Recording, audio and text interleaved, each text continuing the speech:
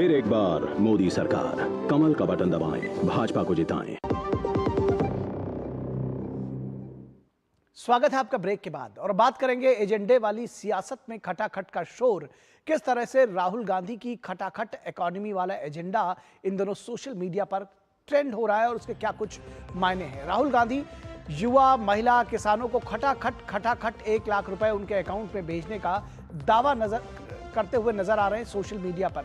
उत्तर प्रदेश के चुनावी रैलियों में पीएम मोदी राहुल गांधी के खटाखट पर जमकर निशाना साध रहे हैं।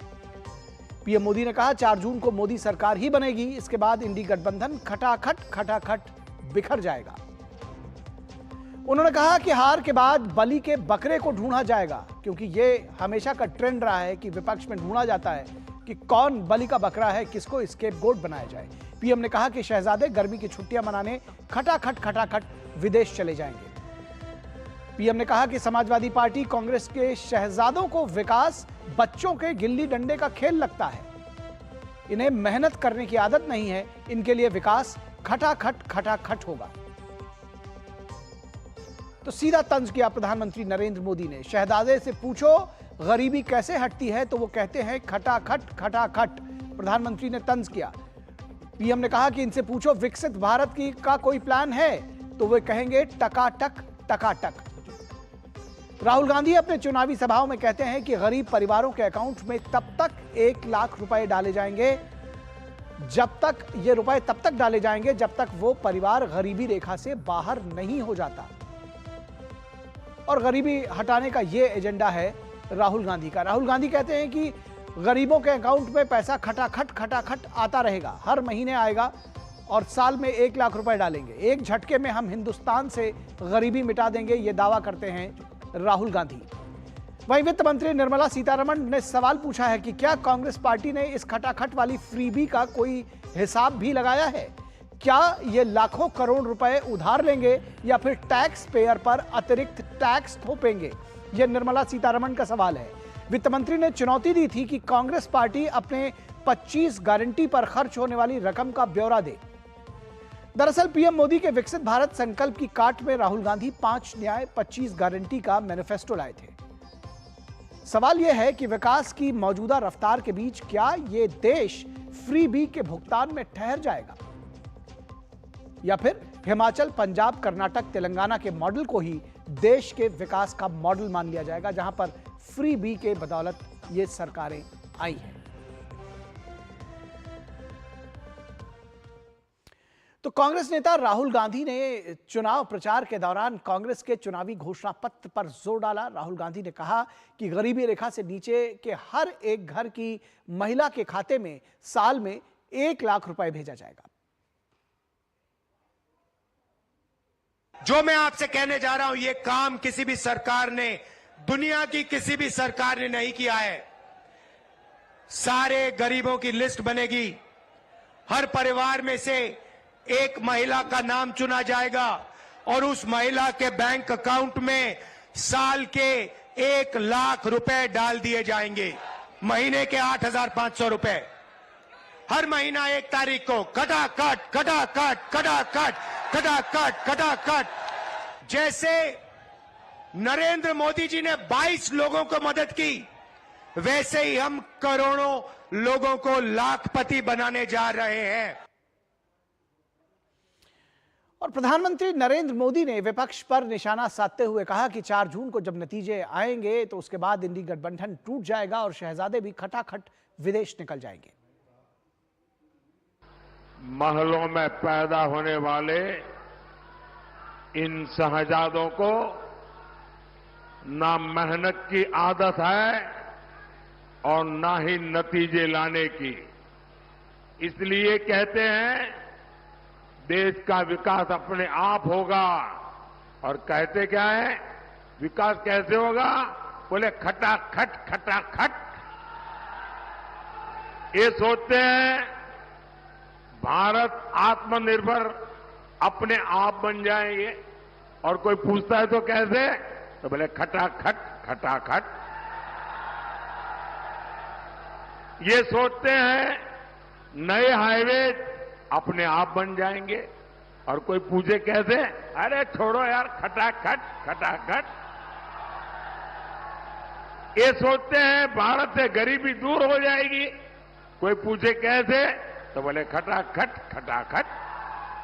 अरे कोई इनके दिमाग को भी जरा बता दो कि अब रायबरेली की जनता भी खटाखट खटाखट खटाखट भेजेगी घर। अमेठी से गए, रायबरेली से भी जाएंगे। आपसे नहीं हो पाएगा, क्योंकि 4 जून के बाद मोदी सरकार तो बनेगी ही बनेगी। ये इंडी गठबंधन टूट करके बिखर जाएगा, खटाखट खटाखट।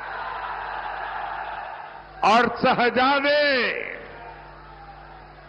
चाहे वो लखनऊ वाले शहजादे हो या दिल्ली वाले, ये शहजादे गर्मी की छुट्टियों पर विदेश निकल जाएंगे, खटाखट खटाखट। तो इस पूरे विमर्श पर चर्चा करने के लिए ये जो जिस तरह से एक ये खटाखट की जो इकोनॉमी की जो बात हो रही है, इस पर चर्चा करेंगे। हमारे साथ बीजेपी कांग्रेस के प्रवक्ता जुड़ेंगे, एक और विशेष मेहमान जुड़ेंगे, लेकिन एक छोटे से ब्रेक के लिए रुकेंगे और ब्रेक के बाद जब वापस आएंगे तो इस चर्चा को आगे बढ़ाएंगे।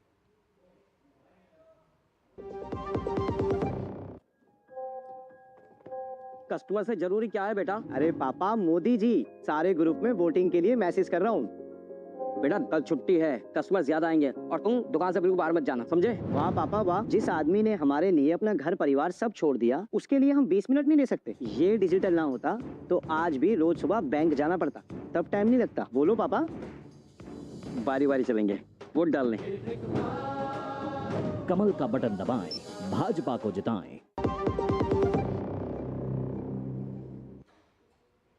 स्वागत है आपका ब्रेक के बाद, और हम खटाखट इकोनॉमी की बात कर रहे हैं कि किस तरह से जो अर्थनीति राहुल गांधी ने जिसकी घोषणा की है, वो कहते हैं कि हर वर्ष 1 लाख रुपए जो गरीब परिवार हैं उनकी घर की महिला के अकाउंट में डाले जाएंगे, हर महीने 8,500 रुपए के करीब डाले जाएंगे, और इस तरह से देश से वो गरीबी दूर करेंगे। इस पूरे विषय पर बातचीत करने के लिए हमारे साथ 3 खास मेहमान जुड़े हुए हैं। डॉक्टर टीना कर्मवीर जो कि बीजेपी के प्रवक्ता हैं, जुड़ी हुई हैं हमारे साथ। डॉक्टर टीना, बहुत स्वागत है आपका।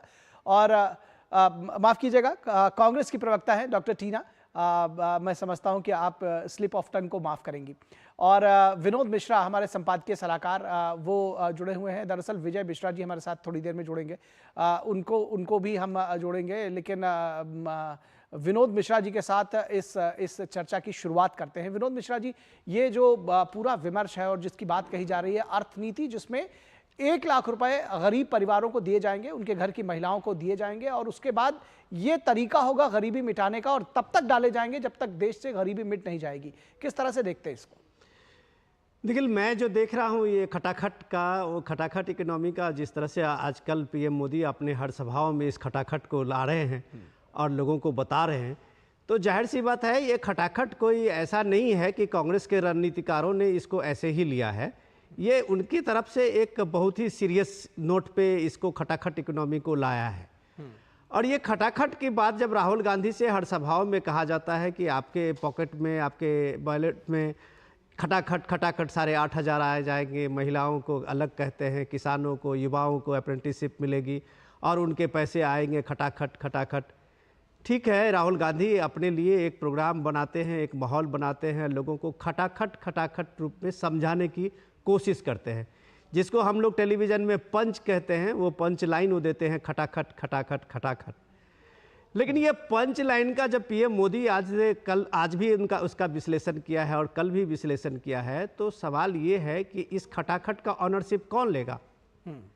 नेता तो बड़ी आसानी से पब्लिक में जाके बड़े बड़े वादे कर लेते हैं कि हम ये दे देंगे, हम वो दे देंगे, हम ये लाएंगे, लेकिन ये लाने वाले लोग एक बार ऑनरशिप इसमें नहीं दिखाते हैं। क्या उनका सिर्फ मकसद चुनावों में एक माहौल बनाना अपने लिए और उसके बाद खटाखट वोट बनाना?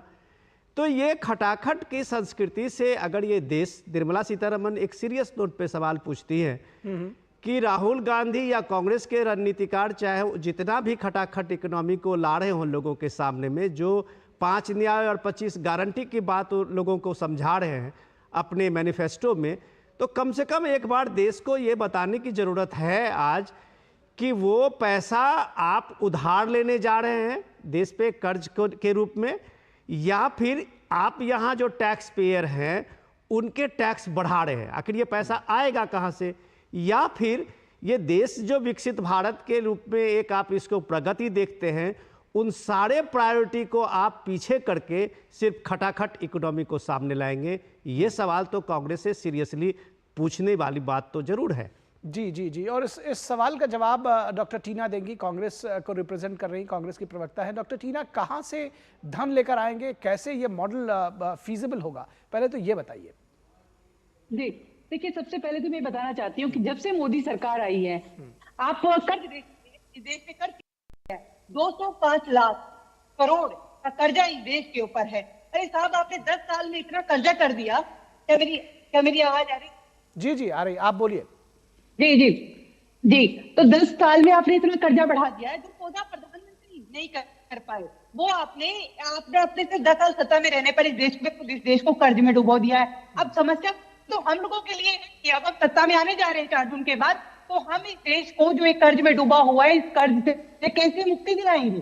सबसे बड़ा सवाल तो यही है। अब देश के प्रधानमंत्री कह के निकल जाएंगे, तो बस्ता लेके चल जाएंगे। वो तो कहते हैं ना कि मैं तो फकीर हूँ, तो बस्ता लेके चले जाएंगे। और वहीं आपने वित्त मंत्री जी के मैं एक सवाल पूछती हूँ, जब उनसे पूछा जाता है कि प्याज बहुत महंगी है, तो कहती है मैं प्याज नहीं खाती हूँ। आपने एक ऐसी यही वित्त मंत्री बनाई है जिसको खुद कोई समझ नहीं है, ना आर्थिक नीतियों की, ना किसी बात की। लेकिन मैं खटाखट की बात कर लेती हूँ। अभी सहनसा भी बोलने लग गए हैं खटाखट। अरे साहब, आपको तो 10 साल दिए थे, आपने तो इस देश के 27 करोड़ जो हमने गरीबी से बाहर निकाला, नीति आयोग की रिपोर्ट कहती है 23 करोड़ लोगों को आपने गरीबी में डाल दिया है। तो सवाल यहाँ ये है कि देश के प्रधानमंत्री को सत्ता तो दे दी, इसीलिए कांग्रेस पार्टी जब सत्ता में आएगी, हम बार बार कह रहे हैं कि हम जो है महिलाओं के खाते में 8,500 रुपए डालेंगे, हम 30 लाख नौकरियां देंगे। हम अपने मैनिफेस्टो में लगातार इस बात का बार बार ये कह रहे हैं कि हम युवाओं को न्याय देंगे। हम जो ये योजना है अग्निपथ जैसी योजना लेके आए हैं, योजनाओं को खत्म करें। हमें हमारे माफी चाहती हूँ, हमारे पास जो है एक विजन है। इनके पास क्या है? इनके पास कोई विजन नहीं। इन्होंने तो 45 साल में जो बेरोजगारी कदर बढ़ा दी है। आज देखिए कि खटाखट, हम तो कह रहे हैं हम तो खटाखट उनके अकाउंट में पैसे डालेंगे। हमने हिमाचल में किया, हमने कर्नाटक में ऐसा किया है, और हमने तेलंगाना में ऐसा किया है। हम सत्ता में आएंगे तो हम वो सारे वादे पूरे करेंगे जो हम मैनिफेस्टो में वादे कर रहे हैं। 10 साल में कोई काम नहीं किया। आज मोदी साहब को कहना पड़ रहा है, और इनको एक ही व्यक्ति से डर लगता है, वो है राहुल गांधी। राहुल गांधी से क्यों डर लगता है? क्योंकि उनको पता है कि चुनौती कौन दे रहा है। इस समय राहुल गांधी आंखों में आंखें डालकर चुनौती दे रहे हैं। उनको डर है कि सत्ता से, आज मोदी जी को, शहनशाह को डर लगता है कि सत्ता से वो बाहर जाने वाले हैं। 4 जून को आप भी, हम यही है, हम भी सब यही है। 4 जून को मोदी की नजर झुकाकर अगर देश से माफी मांगनी चाहिए उनको कि आपने इस देश को कर्ज में डुबो दिया है। आप सवाल नहीं पूछ सकते इस तरीके से। लेकिन ये सवाल और गंभीर हो जाता है जब आप ये आरोप लगाती हैं कि उन्होंने देश को कर्ज में डुबो दिया है। तब तो ये आपके लिए और भी ज्यादा रेलेवेंट हो जाएगा ये सवाल कि कर्ज पहले आप चुकाएंगी, उसके बाद फिर 1 लाख रुपए सालाना डालेंगी। 40 लाख करोड़ रुपए अगर खर्च होंगे, अगर जो 25 न्याय 5 गारंटी 5 न्याय 25 गारंटी की बात कही जा रही है, कहां से पैसा लेकर आएंगे? इस पर हम जवाब लेंगे। मेरा कहने का मतलब था कि ये सवाल यही था, लेकिन आपने उस पर कहीं जवाब नहीं दिया है। अगली बार हम आपके पास आएंगे। फिलहाल विजय शर्मा जी भी हमारे साथ। जी मैं बिल्कुल आपके पास आऊंगा। विजय शर्मा, मैं चाहूंगा कि आप उस पर जवाब दें। विजय शर्मा जी हमारे साथ जुड़ गए हैं, बीजेपी के प्रवक्ता। विजय शर्मा जी ये कह रही है कि दरअसल राहुल गांधी जो है वो सीधे तौर पर अर्थनीति पर हमला बोल रहे हैं, क्योंकि इस देश की आर्थिक नीति जो है वो ठीक नहीं है, और गरीबी मिटाने का जो तरीका है इससे बेहतर कुछ नहीं हो सकता। देखिए, टीना जी को मैं बताना चाहता हूं, टीना जी अतीत में जाइए। आप 2012 का देखिए, आपके रक्षा मंत्री संसद के अंदर क्या बोलते हैं कि हमारे पास हथियार खरीदने के लिए पैसे नहीं है। आज हमारा हथियार जो है वो 500 करोड़ से 21,000 करोड़ हो गया जो हम निर्यात कर रहे हैं। आज हमारा फॉरेन रिजर्व जो 70 साल में 345 अरब डॉलर मैक्सिमम हुआ था, वो आज 650 अरब डॉलर हो गया। आज हमारा आप एक मिनट टीना जी, बीच में बोलते नहीं है। आप अच्छे प्रवक्ता हो, आपको बड़े जी जी 111वें स्थान पर थोड़ा याद दिला देती हूँ आपको। आप थोड़ा सा याद दिला लेना, आपकी टर्न आएगी, याद ही दिलाना, आप जो भी कुछ याद दिलाना हम काम करेंगे, आप याद दिलाना। अगले 5 साल की याद दिलाना। टीना जी अगर बीच में बोलेगी तो चर्चा कैसे चलेगी? डॉक्टर टीना बीच में मत बोलिए, करने के लिए देगी, बीच में मत बोलिए। आपकी बारी आएगी तो आप ये सारे पॉइंट्स नोट कर लीजिए, आपकी बारी आएगी तो बताइएगा जी। अब आप देखिए, आज सेंसेक्स कितना है, 70,000 से ऊपर। 70 साल में कितना पहुंचा था? 30 से 35,000। तो इसको क्या लोगे आप? क्योंकि हमारी जो पॉलिसी है देश में, उसमें एक विश्वास है, भरोसा है। अब आप देखिए, आपके राजीव गांधी जी प्राइम मिनिस्टर थे, वो कहते थे कि 15 पैसे पहुंचता है। आज हमने 34 लाख करोड़ सीधा लाभार्थी को दिया है।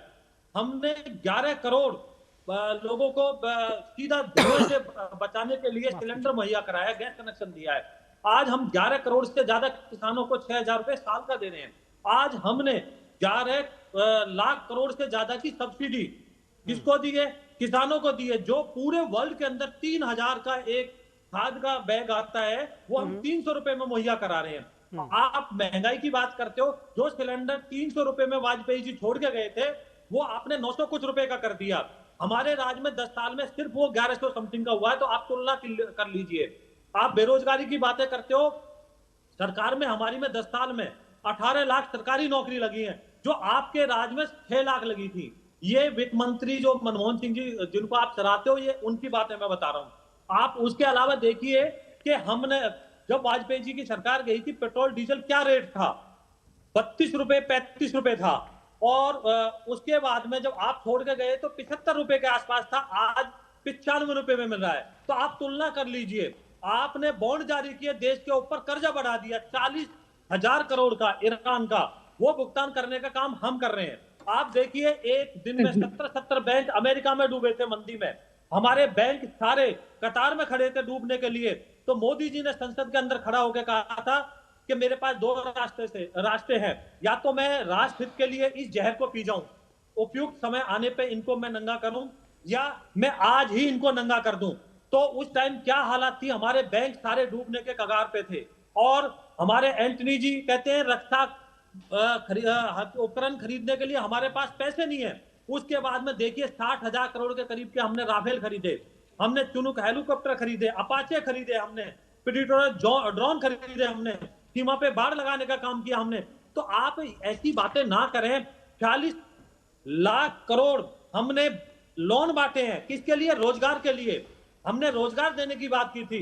तो आप अपना जो है तुलनात्मक आधार पे बात कीजिए। आपने 75,000 पर व्यक्ति को देने की बात की थी 2019 की, आपने अपने मैनिफेस्टो में क्या आपने पूरा कर दिया? कर्नाटका में आपने क्या वादे किए थे? आपको लग रहा है कि चौथे दौर का चुनाव खत्म होने के बाद में आप कहीं भी दौड़ में नहीं हो, आपकी लड़ाई वही 50 सीटों की लड़ रहे हो। तो इसलिए आप चांद तारे आपका पॉइंट आ गया, आपका पॉइंट आ गया शर्मा जी।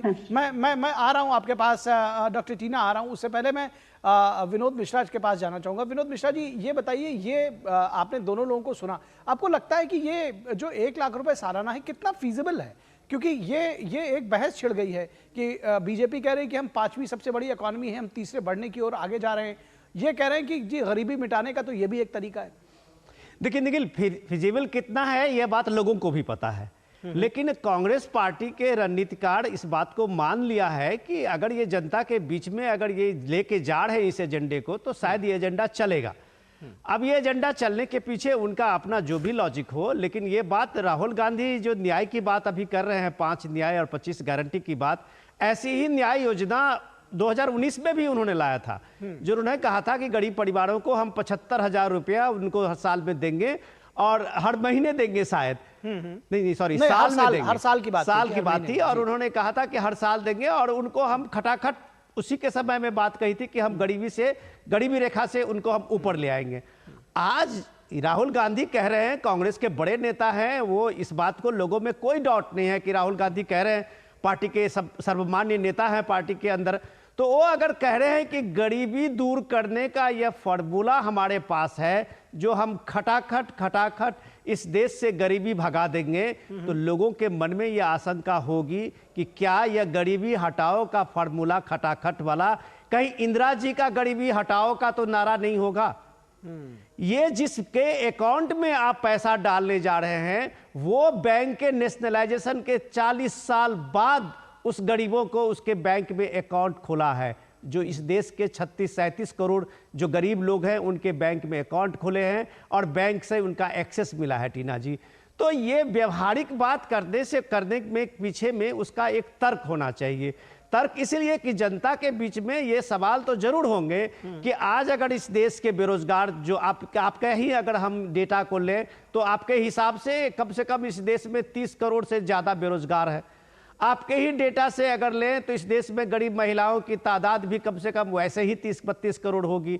तो इस देश में अगर कम से कम आप 50 करोड़ ऐसे एक तरह से मान लीजिए कि जिसको आप खटाखट 8,500 रुपये महीना देने की बात कर रहे हैं और एक झटके में गरीबी दूर करने की बात करेंगे, तो लोग तो पूछेंगे कि ये पैसा आएगा कहाँ से। ठीक है, ये सवाल टीना जी से पहले भी पूछा गया था, इस बार वो जवाब देंगी। टीना जी, इसमें जो आप जवाब देंगी उसमें एक चीज़ मैं चाहूँगा ऐड करें कि 2019 में भी 75,000 रुपये सालाने का वादा किया गया था, लोगों के गले उतरा नहीं, क्यों? तो आप क्या कहना चाहते हैं, हम अपने मैनिफेस्टो में कोई वादा ना करें? नहीं, बिल्कुल करें, लेकिन वो वादा खरा क्यों नहीं उतरेगा? ये सवाल का जवाब तो आप देंगे ना। देखिए, जनता तक नहीं पहुंच पाया, लेकिन आपने सवाल पूछना चाहिए विनोद जी को। नहीं, शर्मा जी आपकी बारी आएगी तब बोलिएगा, अभी उनको बोलने दीजिए। जी मोदी जी के रणनीतिकार क्या मोदी जी को झूठ बोलना सिखाते हैं कि आप सभा में जाइए और झूठे वादे करके वापस आ जाइए? अरे साहब, जब आपने कहा था कि 15 लाख नौकरियां 15 लाख आपके अकाउंट में आएंगे तो देने चाहिए थे। 2 करोड़ नौकरियों का वादा किया था तो दे देना चाहिए था। आज तो झूठा, अगर कोई झूठों का सरदार कहा जाता है तो देश के प्रधानमंत्री की तरफ सबकी नजरें टिक जाती है कि झूठा कौन है, रणनीतिकार झूठ कौन बोल रहा है। हमारे रणनीतिकार जो कहते हैं वो अगर हम वो हमारे सीजन में है तो ये अच्छी बात है, और जनता हम पर भरोसा जता रही है। आप देखिए, जितनी संपत्तियां थी सब संपत्तियां इन्होंने बेच दी, और बेचने के बाद नोटबंदी भी की, अपना चलाया नोट भी ये नहीं रख पाए, सब सारा पैसा लेकर इन्होंने किया क्या? इन्होंने तो कार्यालय बना दिए, और जनता के हित में कोई पैसा खर्च किया नहीं, इन्होंने तो कार्यालय बना दिए। जेपी नड्डा जी खुद खुल के बोलते हैं कि हमने तो 500 के करीब जो है कार्यालय बनवा दिए। और आप वो 1 लाख वाला एजेंडा आप उस पर जवाब दीजिए डॉक्टर टीना, कि कैसे कहां से पैसे लेकर आएंगी। जी, हम तो देखिए, जब हम सत्ता में आएंगे तो हम ऐसे हवाई बातें नहीं करते, ठीक है, हम वही वादे करते। हमने तो देखिए 2 करोड़ का वादा नहीं किया, हमने तो 30 लाख नौकरी का वादा पूरा करने का वादा किया है, क्योंकि ये वही नौकरियां हैं जो मनमोहन सिंह सरकार के समय जो लोग रिटायर हो गए थे वो आज तक नहीं भरे गए। हमने तो उस वादे पर बात की है। हमने 1 लाख कहा है, हमने तो नहीं कहा ना कि 15-15 लाख आएंगे। हमने हमारे विजन में देखिए, हमारी मैनिफेस्टो में, हमारे न्याय पत्र में क्या है, दरअसल सवाल यही पूछा जा रहा है कि अगर वो 1 लाख रुपए देंगी तो वो बजट में कहां से पैसा आएगा? क्या जो दूसरी योजनाएं हैं उनको रोक दिया जाएगा? क्या टैक्स पेयर्स के ऊपर बर्डन डाला जाएगा? पैसा आएगा कहां से? एक चीज। दूसरी चीज, आप बार बार ये जो कह रही हैं कि जो हमारी सत्ता होगी तो हम इसको करेंगे, आपने बार बार कहा कि और दूसरे राज्यों में, आपने इसको तेलंगाना में क्यों नहीं लागू कर दिया? आप जब आपकी हिमाचल में सरकार है तो वहां क्यों नहीं कर दिया? कर्नाटक में आपने क्यों नहीं कर दिया? बाकी जगहों पर आप करके दिखाते। आपकी अभी तक राजस्थान में और छत्तीसगढ़ में भी सरकार थी, आप वहां लागू करते हो, दिखाते कि जी देखिए 1-1 लाख रुपए हम यहां दे रहे हैं, यही देश भर में लागू कर देंगे, तो भी शायद रेलेवेंट होता। देखिए जी, बिल्कुल, देखिए हमने इससे पहले भी सरकारें चलाई हैं, और जब हम सरकार में थे तो हम जो पेंशन योजना हो, सामाजिक कल्याण के लिए जितनी योजनाएं हैं हमने वो सब लागू की। पर आज देखिए, आज हालत कैसे हैं? आज युवा दर भटक रहा है, आज पेंशन के लिए लोग लाइन में लग रहे हैं, कोई पेंशन नहीं है, सब कुछ खत्म कर दिया इन 10 सालों में। सिर्फ और सिर्फ नहीं, ये मेरे सवाल का जवाब दरअसल नहीं हुआ डॉक्टर टीना, लेकिन चलिए आप अपनी बात पूरी कर लीजिए। जी, हम 22 अरबपतियों का घर नहीं भरने जा रहे, हम उस गरीब का साथ देंगे, गरीब का हाथ पकड़कर आगे बढ़वाएंगे। ठीक है, चलिए अब आपका पॉइंट आ गया, मुझे लगता है आपका पॉइंट आ गया। मैं शर्मा जी के पास जाऊंगा। जी, शर्मा जी के पास जाऊंगा। शर्मा जी ये कह रहे हैं कि बार बार के आप 22 करोड़पतियों का घर भर रहे हैं और जो बाकी गरीब हैं उनको अमीर बनाने की जिम्मेदारी इन लोगों ने ली। 22 लोगों का घर भर रहे हैं। 22 ऑलरेडी करोड़पति है जी, वो ऑलरेडी करोड़पति है, तो मैंने कहा 22 करोड़पतियों का, 22 लोगों की बात। टीना जी सुनिए, टीना जी सुनिए, आपका इतना लंबे समय तक रहा, आपके जो युवराज हैं उनकी दादी जी, उनके पिताजी, उनकी मम्मी तो जी, कैंसर को भी तो उनके- बिठाया ना सत्ता में, ना, कैंसर क्या करते सुनिए हैं? सुनिए सुनिए कैंसर बात सिर्फ सुनिए, मोरों आप को दाना सुनिए, खिलाएंगे। सुन अरे तो लीजिए, मोरों को दाना सुनिए खिलाएंगे सुनिए क्या सुनिए कैंसर? डॉक्टर टीना सुनिए। सुनोगे तो पता लगे। टीना जी धैर्य रखिए, मोरों को दाना, सच्चाई सुनने मोरों को का दाना- डॉक्टर टीना अगर आप कुछ बोलना चाह रही हो, धैर्य रखिए। डॉक्टर टीना अगर आप कुछ बोल धैर्य रखिए। सुनिए, डॉक्टर टीना अगर आप कुछ बोलना चाह रही हो तो मैं कुछ सेकंड का वक्त आपको दे दूं, उसके बाद, क्योंकि एक दूसरे के ऊपर मत बोलिए, है ना। शर्मा जी, आप डॉक्टर टीना आप कुछ कहना चाह रही हैं, कोई पॉइंट है आपके पास? मैं तो बस ये कहना चाहती हूँ कि मोदी जी मोरों को दाना खिलाने का समय है उनके पास। अरे मोरों को दाना खिलाने के लिए इनके ठीक पास है, कार्यक्रम- चलिए, मोरों को दाना सब खिलाने कुछ का है। समय है अरे उनके देश पास, का ये विकास कर पॉइंट है दीजिए। आपका। देश ठीक के है, विकास के ठीक लिए है, आपको यही चीज आप प्रधानमंत्री बीच बनाया में, था। यही चीज आप बीच में बोल रही हैं। ठीक है, अब ये तो लोग भी देख रहे हैं कि आप क्या बोल रही हैं, लेकिन कोई बात नहीं। शर्मा जी आप बताइए। जी, आप देखिए, इनकी दादी जी युवराज जी की, इनकी मम्मी, इनके पिताजी, खुद युवराज जी गरीबी हटाने निकले थे, आज तक गरीबी नहीं हटी। हमने 25 करोड़ लोगों को गरीबी रेखा से ऊपर लाए हैं हम। देखिए, इनके जो अर्थशास्त्री हैं, देखिए, अच्छी बात नहीं है टीना जी, बीच में रोकना टोकना अच्छी बात डॉक्टर नहीं है। टीना बीच में मत बोलिए। डॉक्टर टीना ये गलत बात है। डॉक्टर टीना ये गलत बात है, ये गलत बात है। आपके जब आप बोल रही हैं तो कोई नहीं बोला था बीच में, मैंने ही जो कुछ सवाल किए होंगे, बाकी दोनों मेहमान बिल्कुल चुपचाप सुन रहे थे आपको। तो आप प्लीज आप थोड़ा सा धैर्य रखिए। जी शर्मा, देखिए, इनके अर्थशास्त्री जो अमेरिका से पढ़े हुए हैं, प्रधानमंत्री बनते हैं, वो 12वीं अर्थव्यवस्था से 11वीं और 10वीं पे लाते हैं, और जिसपे ये उंगली उठाते हैं, हम 10वीं 11वीं से सीधे 5वीं पे आते हैं और हम तीसरी बनने जा रहे हैं। ये तुलनात्मक हमारा तथ्य के आधार पे मैं बोल रहा हूं। दूसरा, ये बात बोलते हैं कि खटाखट वाली, राहुल गांधी जी का आप बयान देखिए, मैं टीवी के ऊपर बोला था कि जो गरीबी हो वो माइंड सेट है। आप गरीबी नहीं जानते हो, गरीबी, आपने गरीबी का मजाक उड़ाया है, तो आप क्या अपने बयान से भाग सकते हो? तो आप इससे पता चलता है कि आपका चाल चरित्र क्या है, किस तरह से आप बात। ठीक है, चलिए मैं बातें करता हूँ। टीना जी सुनिए, आपके टाइम तक 70 साल में 450 स्टार्टअप थे। आप तो पहले ये बताइए, आपने चलिए, अब आप दोनों एक दूसरे के ऊपर बोल रहे हैं, इसलिए मैं विनोद मिश्रा के पास जाऊंगा। विनोद मिश्रा जी, केवल क्या हमारे प्रोड्यूसर लगातार कह रहे हैं कि इस शो को वाइंड अप करना है, लेकिन उसके बावजूद इस चर्चा को वाइंड अप करना है। दरअसल उसके बावजूद मैं ये आपसे जानना चाहूंगा कि ये जो पूरा विमर्श है, इसको जनता किस तरह से ले रही है? ये जो पूरा चुनाव चल रहा है, 3 चरणों का चुनाव बाकी है, मैं चाहूंगा। जी जी जी टीना जी, अगर आपसे निवेदन है कि सिर्फ मैं तो, आप दोनों प्रवक्ता विद्वान हैं और अपनी अपनी बात बहुत मजबूती से रख रहे हैं, मुझे भी काफी आपके ही बातों से ये मिला है। मेरा सिर्फ एक ये निवेदन है कि जो बात कल भी प्राइम मिनिस्टर मोदी एक इंटरव्यू में कह रहे थे कि आप गरीबी की बात तो कीजिए, गरीबों के हित के बात तो कीजिए। अब सब कुछ इस देश को जायज है कि हमें गरीबी को कम से कम इस देश से दूर करनी है, लेकिन अमीरों ने क्या गुनाह किया है कि आप उसको हमेशा गाली देते रहिए? अगर वेल्थ क्रिएटर इस देश के, अगर वो सम्मानित नहीं होंगे, तो ये सारा जो आप देने जा रहे हैं, लोगों को बांटने जा रहे हैं, जो आप फ्रीबी का ये स्कीम चलाते हैं, वो सारा कुछ आपके टैक्स पेयर के पैसे से है मैडम। ठीक है, तो वेल्थ क्रिएटर को जब तक ये देश सम्मानित नहीं करेगा, उसको उसके प्रति कम से कम एक भाव नहीं रखेगा। अब हर वेल्थ क्रिएटर को अगर चोर कहेंगे, हर वेल्थ क्रिएटर को आप कहेंगे कि ये बेईमान है, तो आप सोचिए कि ये देश, जो सभी शर्मा जी कह रहे थे कि कैसे एक फ्रेजाइल 5 से 10 से कैसे आज इकोनॉमी के रूप में आप 5वें इकोनॉमी में वर्ल्ड के बनने जा रहे हैं, ये किसी ने किया है। सरकार का काम, सरकार चाहे आपकी रही हो या सरकार अभी मोदी सरकार है, वो सारे एंटरप्रेन्योर्स जो हैं, वो जो स्टार्टअप हैं, वो देश को बनाने में एक महत्वपूर्ण योगदान दिखाते हैं। ठीक है, आज आपके देश के स्टार्टअप जो है पूरे दुनिया में उनकी अपनी एक पहचान बनी है, तो कम से कम उस टैक्स पेयर को भी एक तरह से सम्मान और उनको एक सांस लेने और का ये सवाल इसीलिए उठाया भी गया था विनोद जी, ये सवाल वो दरअसल भी सांस ले सके। और ये सारी चीजें जब आप खटाखट ये सवाल भी दरअसल इसीलिए उठाया गया था, दुखी होता है। ये सवाल भी इसीलिए उठाया गया था कि आखिर ये सारा विमर्श है, क्या टैक्स पेयर्स के पैसे उनके ऊपर और बोझ लादा जाएगा, कैसे होगा ये? फिलहाल आप सभी का शुक्रिया। डॉक्टर टीना आपका, शर्मा जी, विजय शर्मा जी आपका, विनोद मिश्रा जी आपका शुक्रिया हमारे साथ इस चर्चा में जुड़ने के लिए। और इसके बाद बात करेंगे स्वाति मालीवाल के मामले की कि आखिर इस पर केजरीवाल की चुप्पी के क्या मायने हैं। लेकिन रुकेंगे एक छोटे से ब्रेक के लिए, कहीं मत जाइएगा, जल्द हाजिर होंगे।